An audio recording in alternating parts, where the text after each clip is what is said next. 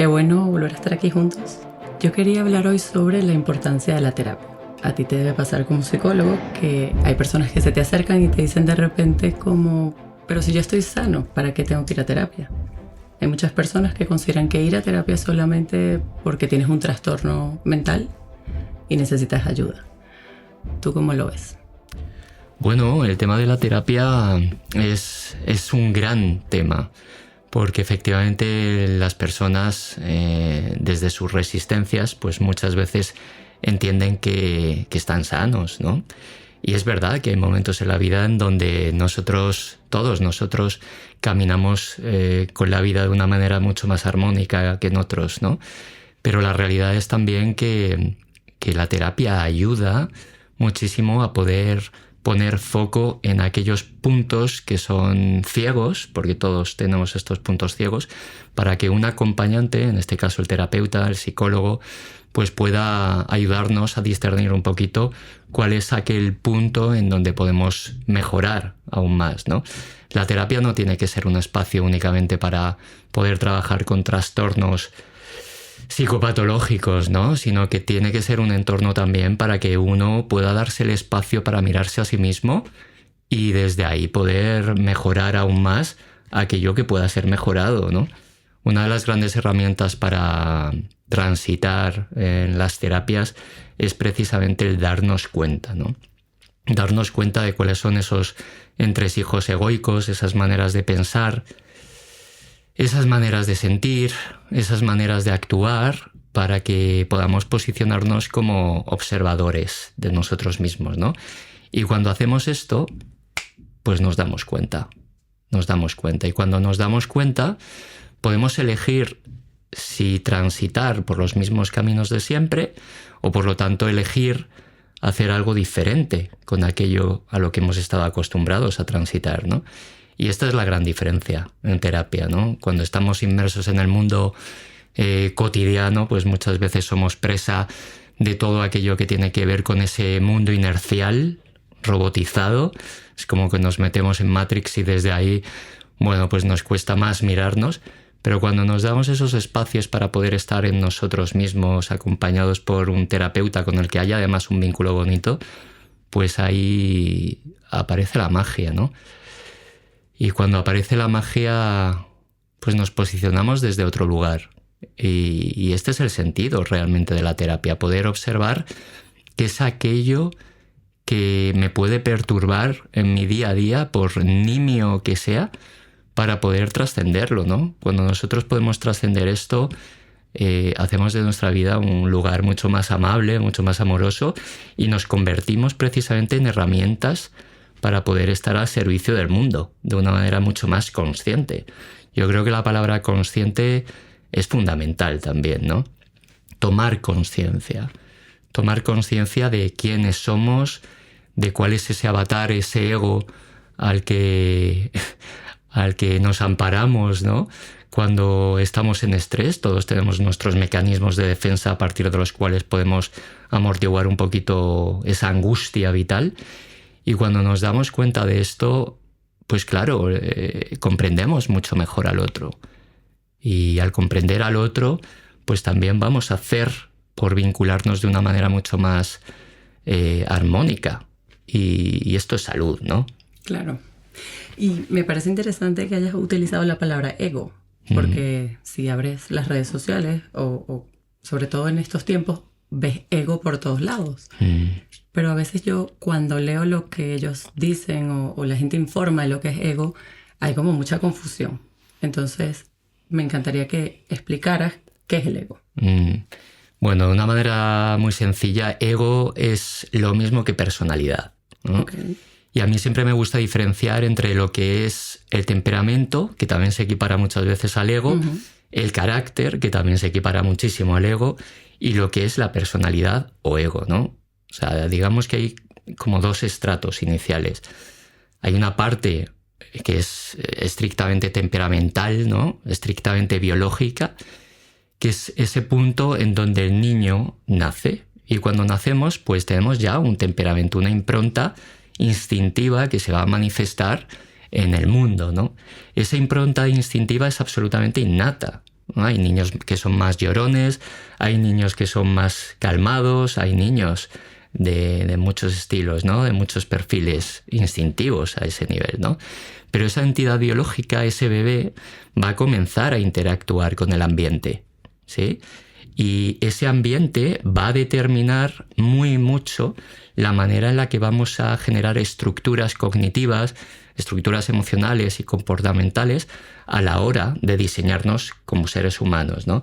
Por lo tanto, hay una parte que es estrictamente personalizada, ¿no? Al nacer, pero luego todo esto se va modulando con el medio ambiente, ¿no?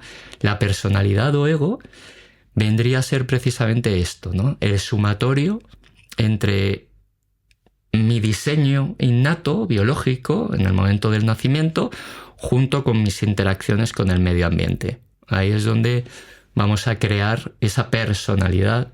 Personalidad viene de la palabra persona, que en latín significa máscara, ¿no? Y esa máscara tiene que ver con esos recursos que vamos a ir incorporando para poder sobrevivir a un mundo en el que en un principio consideramos hostil. Porque imagínate, ¿no? O sea, cada vez cuando uno nace, pues claro, está pasando de lo que es el vientre materno, donde tiene todos sus nutrientes, una temperatura adecuada, por lo general una madre que le acuna ya no solamente a un nivel obvio, sino desde la palabra, desde las sensaciones, desde las emociones, y también con el padre, y también con todo el ambiente, con toda la cultura que se cierne sobre esta criatura que van a nacer, ¿no?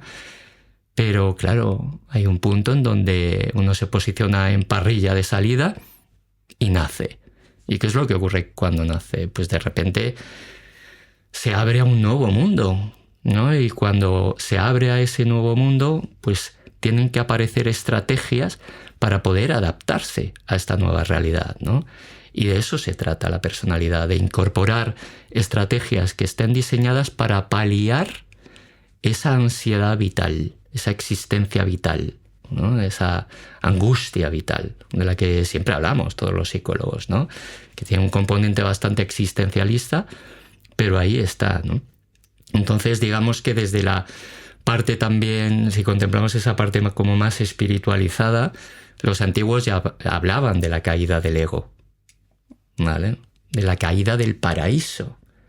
Es decir, estamos en ese paraíso, en esa dimensión espiritual, decidimos encarnar, y fíjate que ya estamos tocando conceptos muy potentes, muy contundentes a lo mejor para las personas, pero bueno, es así en mi experiencia, en tu experiencia, y bueno, igual entraremos en ello en más detalle, ¿no? Pero bajamos de ese paraíso, dejamos ese paraíso perdido para vivir una experiencia humana.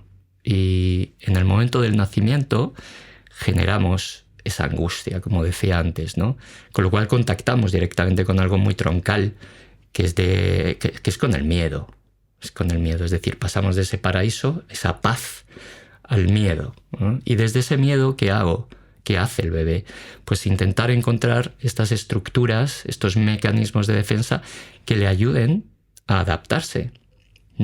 Claro, pero mira, a veces yo digo que es paradójico porque utilizamos mecanismos de defensa, suena como algo positivo, algo bueno que nos va a ayudar a sobrevivir, pero también empiezas a ver y a leer y hablas de que hay que matar al ego. Y dices, bueno, ya va, si se supone que el ego es parte de mi mecanismo para sobrevivir en este mundo, ¿por qué he de matarlo? Eso es. Entonces, a ver, hay muchas propuestas que hablan de matar al ego, efectivamente.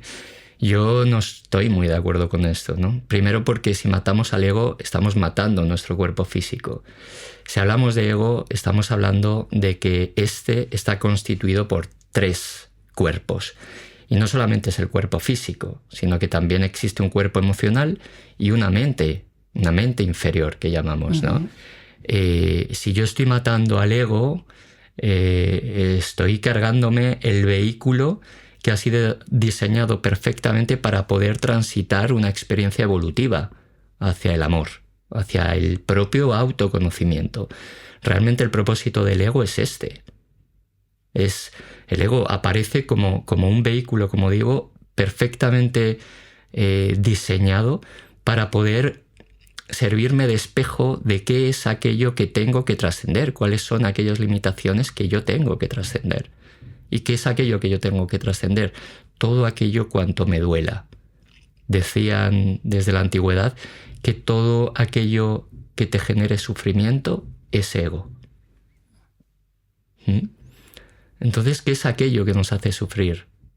Porque las personas con las que nos rodeamos sirven precisamente de espejos a través de sus propios egos para mostrarnos aquello que yo tengo que trascender, aquello que yo tengo que gestionar. ¿Y cómo haces cuando estás en terapia? Viene este paciente, se sienta frente a ti, no conoce nada de estos términos y pues le toca enfrentarse a su ego. O sea, ¿cómo haces? ¿Cómo has visto que los pacientes lo manejan? ¿Cómo los ayudas tú a mirarse realmente y decir? Porque a veces, bueno, lo digo por experiencia, muchos de mis mecanismos de defensa yo los consideraba como algo positivo. Porque aparte me podían llevar muy lejos. Y luego el darte cuenta y decir, no es tan bueno. ¿Cómo haces con los demás? Porque, o quizás no todos lo ven tan rápido. Claro, los mecanismos de defensa tienen una función muy positiva, que es, como digo, adaptarnos a esta vida. Lo que pasa que muchas veces lo que entendimos es que haciendo lo mismo íbamos a conseguir los mismos resultados. Pero esto no es cierto. A veces muchos mecanismos de defensa caducan, ya se quedan obsoletos porque fueron utilizados a lo largo del tiempo, pero llega un momento en donde, como seres adultos en los que nos vamos convirtiendo, pues ciertas estrategias, ciertos mecanismos ya no tienen el sentido que tenían antes. Entonces hay que hacer un ejercicio de autoobservación, ¿no? ¿Cómo sabemos que hay mecanismos egoicos que ya no están sirviendo? Porque me llevan al sufrimiento. O mejor dicho, me llevo yo al sufrimiento. Por eso es importantísimo en terapia, primero, observar qué es aquello que yo traigo, porque normalmente aquello que yo traigo es algo que me genera sufrimiento, ¿no? ¿Y el sufrimiento qué es? El sufrimiento es la manera exponencial de vivir un dolor que tenía que haber sido transmutado de manera natural, tenía que haber sido gestionado de una manera fácil ya, pero sin embargo se quedó enquistado. Por lo tanto, el sufrimiento es la fiebre de la mente. Es decir, el sufrimiento está anclado en un sistema de creencias que tiene que estar reactualizado para poder funcionar de una manera mucho más armónica, ¿no? De nuevo. Entonces, a mí lo que me encanta, en primeras sesiones sobre todo, es posicionarme como un espejo de aquello que yo veo obvio en el paciente, ¿no? Y me gusta que ponga voz a esos pensamientos, ¿no? He discutido con mi hermana, o me han echado del trabajo y estoy fatal porque esto daña directamente lo que es mi propia autoconcepción de mi propio valor. Hay miles de ejemplos. Me dejó mi pareja y me siento absolutamente dañado por ello, porque creo que ahora ya no soy buen hombre, buena mujer, claro, o que hay algo defectuoso en mí. Exacto.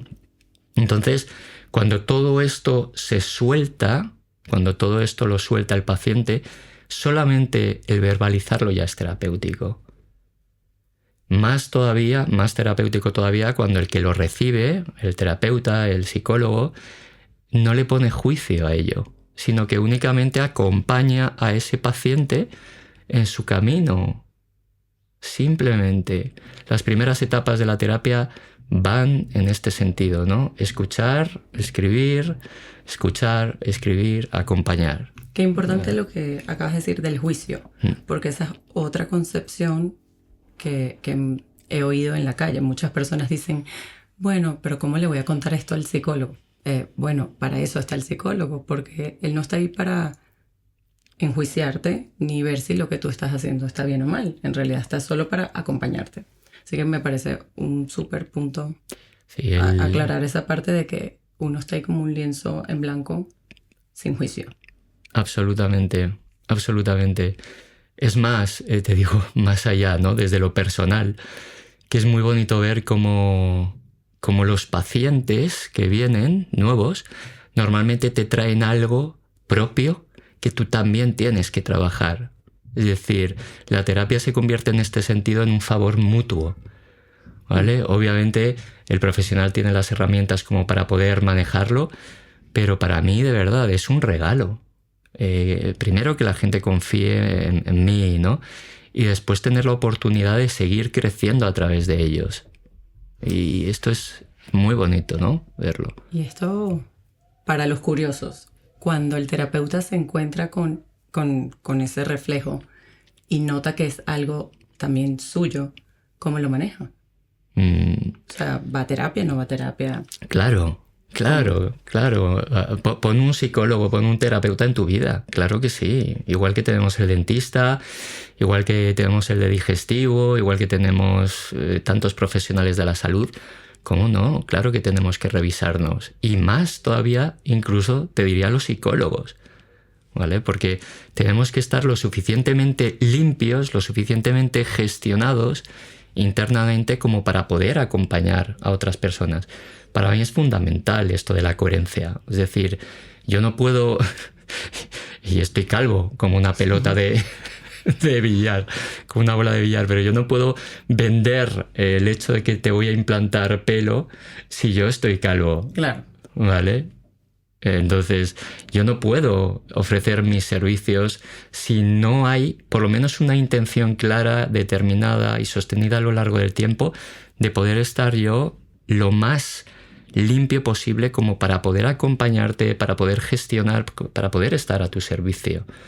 Y efectivamente, muchas personas traen puntos que son claves a lo mejor en mi vida y en la de cualquier otro profesional. Pues claro que yo también debo ir a un psicólogo para poder gestionármelo. Ahí entraríamos en lo que son los conceptos de transferencia positiva o negativa, ¿no? Hay personas, hay clientes, pacientes que a lo mejor llegan y mueven en mí algo en donde yo me doy cuenta que no puedo estar para él o para ella. En ese caso tengo dos opciones, o me lo trabajo o derivo. Claro. O derivo mientras me lo trabajo y luego le puedo recoger, ¿no? Pero hay que tener un punto de honestidad importante para esto, ¿no? Por el contrario ocurre justo lo opuesto, ¿no? Hay personas con las que sientes una transferencia preciosa, totalmente vinculante, y ahí se puede hacer un buen trabajo. Rogers ya decía que no cura en sí mismo la terapia, sino la relación que tú tienes con tu terapeuta. Y esto es fundamental. Sí que lo es. También hay otra pregunta que me parece importante, que yo creo que ha sido un problema de los psicólogos. Creo que los psicólogos no nos hemos dado la tarea de informar bien cómo elegir a tu psicólogo. Porque yo noto cuando hay personas que han ido, la queja es porque ellos tienen una concepción o su preconcepción de lo que sería ir a terapia y no entienden que hay distintas escuelas, que hay distintas formas de elegir un terapeuta. Entonces creo que es importante, o no sé si tú piensas que es importante, cuando hay un primer encuentro, saber que el paciente diga cuáles son sus expectativas de la terapia. Absolutamente. Y esta es la primera de las preguntas también, ¿no?, que hace un psicólogo. ¿Qué es lo que te trae aquí? Y al final es ¿qué esperas de mí? ¿En qué te puedo ayudar realmente? Porque probablemente las expectativas que tenga esta persona no puedan coincidir con lo que tú puedas ofrecer. Esto hay que evaluarlo. Igual que cuando hay una pareja, ¿no? Obviamente hay una parte de enamoramiento, una parte biológica que nos vincula directamente, pero luego en la medida en la que esa parte física, química se va desapareciendo, pues también hay que preguntar, oye, ¿qué es lo que necesitas? ¿Qué es lo que necesito? ¿Qué es lo que yo te puedo aportar? ¿Qué es lo que tú me puedes aportar? Y en esa danza podemos ir gestionando ese contexto para poder, hacer una terapia en consecuencia, ¿no? Correctamente, es verdad. Bueno, en verdad que en esta conversación hemos recogido la importancia de ir a terapia, así estés sano, para poderte autoconocer. Hemos recogido que los psicólogos vamos al psicólogo y hacemos terapia. Hemos recogido también el concepto de ego. Me parece que ha sido una conversación bastante interesante, de la cual podemos seguir hablando en otro momento y otros temas. Por supuesto que sí. Yo feliz, ya lo sabes.